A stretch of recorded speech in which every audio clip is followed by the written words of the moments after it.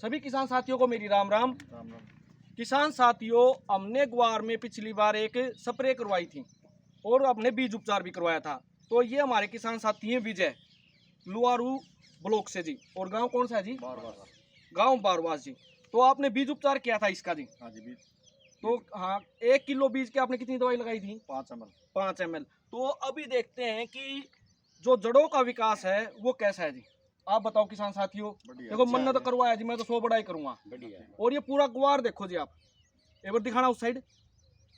ये पूरा ग्वार है जी। लगभग कितने दिन का हो गया? 40 दिन का। 40 दिन का। और आपने स्प्रे कौन सी करी है जी? एक बार दिखाइए यहाँ पर। एक तो ये और एक ये और एक ये।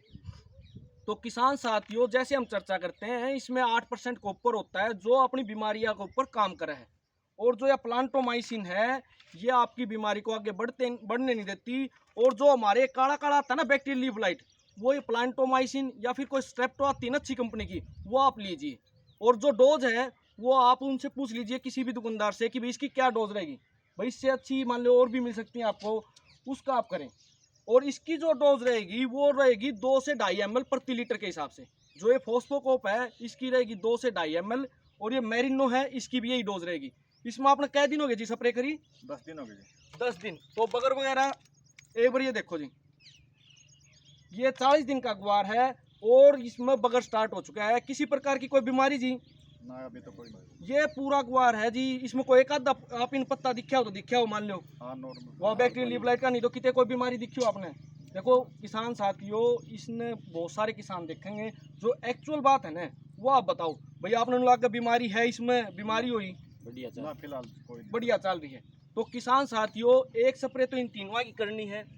डोज आपकी बता दी 2.5 ml यानी 500 लीटर में करो तो 1 लीटर में काम चल जाएगा। इसमें भी 1 लीटर में।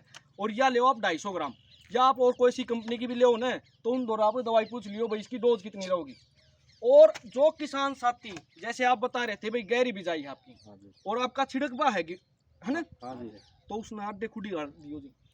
देखो क्या होता है किसान साथियों, जब आप गहरी बिजाई करते हो ना, तो इनमें सबसे जरूरी जो चीज है वो क्या है? धूप, जिससे ये अपना खाना बनाते हैं। अब आपने गहरी बिजाई कर दी, मान लो यहाँ पर ये तो एक पौधा है, यहाँ पर और पौधे हो जाते, तो ये क्या करते हैं कि धूप लेने के लिए ये ऊपर हाइट लेते हैं, तो वो एक डाली चल रहे हैं।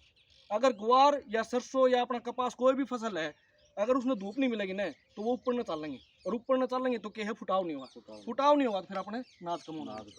तो कोशिश करो, अगर ज़्यादा गहरी बिजाई कर दिया आपने ग्वार की, तो इस हिसाब से मान लो अगर फूड का बोरा रखा है तो आधे खुडी हल दो। मान लो इस हिसाब से बिजाई कर रखी है तो इस हिसाब से आप आधे खुडी हल सकोगे।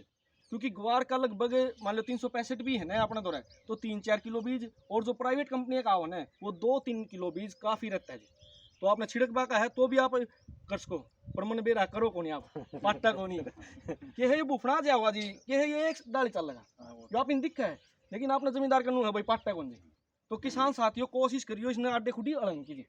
तो सभी किसान साथियों का धन्यवाद। फिर मिलते हैं एक अच्छी वीडियो के साथ।